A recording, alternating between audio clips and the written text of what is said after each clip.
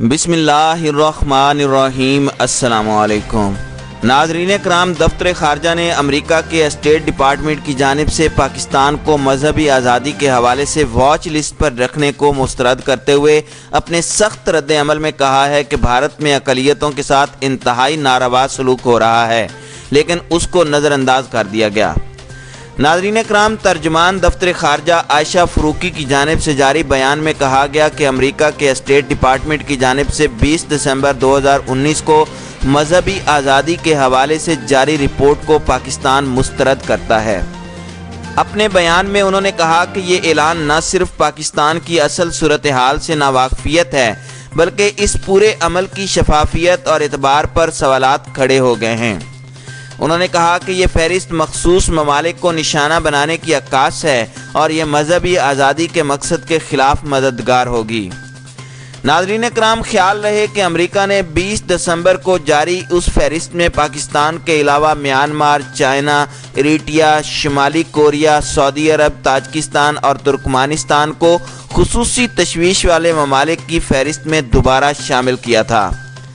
ناظرین کرام، state department بین الاقوامی مذہبی آزادی کے قانون 1998 کے مطابق اس فہرست میں نام شامل کرتا ہے اور سی پی سی کی فہرست میں شامل ممالک پر الزام ہے کہ یہ باقاعدہ منظم طریقے سے مذہبی آزادی کی خلاف ورزی کر رہے ہیں۔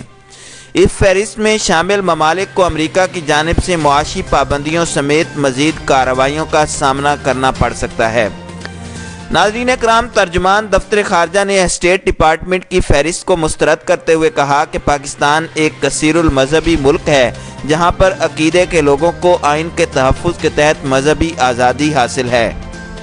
انہوں نے کہا کہ ریاست کے تمام ستون، انتظامیہ، مقننہ اور عدلیہ نے عقیدے، فرقہ، ذات یا نسل سے بالا تر ہو کر پاکستان کے تمام شہریوں کے تحفظ کی کوششیں کی ہیں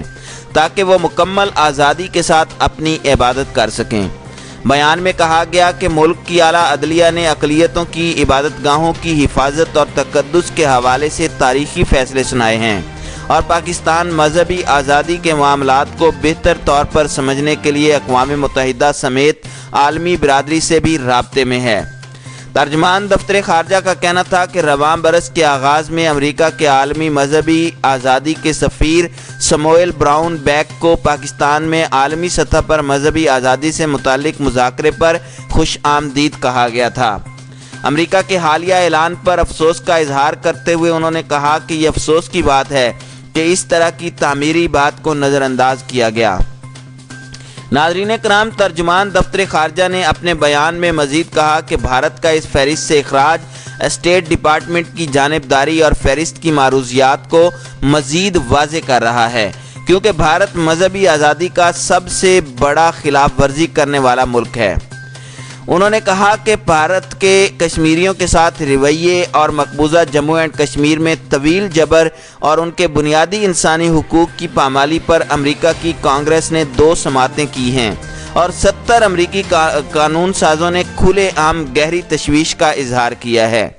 بھارت میں اقلیتوں پر جاری ظلم و ستم پر انہوں نے مزید کہا کہ جنیوا میں اقوام متحدہ کے انسانی حقوق کے کمشنر، نیو یارک میں اقوام متحدہ کے سیکرٹری جنرل اور کئی یورپی ممالک کی پارلیمنٹ نے بھی اسی طرح گہرے تشویش کا اظہار کیا ہے۔ عائشہ فاروقی نے کہا کہ آج بھارت میں اقلیتوں سے تعلق رکھنے والے افراد کو استثناء کے ساتھ ہجوم میں تشدد سے ہلاک اور قتل کیا جا رہا ہے، انہیں نشانہ بنایا جا رہا ہے۔ اپنے بیان میں انہوں نے کہا کہ نیشنل رجسٹر آف سٹیزن اور حال ہی میں منظور کیا گیا شہریت ترمیمی بل بھارتی حکومت کا عوام سے امتیازی سلوک اور معاشرے کو مذہب کی بنیاد پر تقسیم کی جانب راستہ ہموار کرنے کی تازہ مثالیں ہیں۔ دفتر خارجہ کی ترجمان نے کہا کہ مذہبی آزادی سے متعلق چیلنج عالمی مسئلہ ہے اور صرف تعاون ہی اس مسئلے کے خاتمے کا باعث ہو سکتا ہے۔ پاکستان اس کا حصہ ہوتے ہوئے امریکہ سمیت مغربی ممالک میں اسلاموفوبیا کے بڑھتے ہوئے رجحانات پر تشویش کا اظہار کرتا رہا ہے۔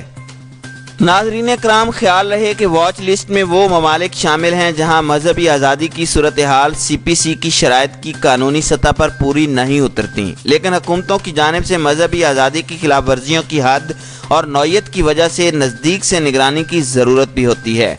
امریکی اسٹیٹ ڈپارٹمنٹ نے یہ بھی کہا کہ یہ فہرست اور امریکہ کی جانب سے اپنے مذہب یا عقیدے پر عمل کی آزادی کی کوشش کرنے والے افراد کے تحفظ کے عزم کی نشاندہی کرتی ہے۔ مزید برآں یہ بھی کہا گیا ہے کہ ہم مانتے ہیں کہ ہر کسی کو ہر جگہ ہر وقت اپنے مذہب کی ہدایت کے مطابق زندگی گزارنے کا حق حاصل ہونا چاہیے۔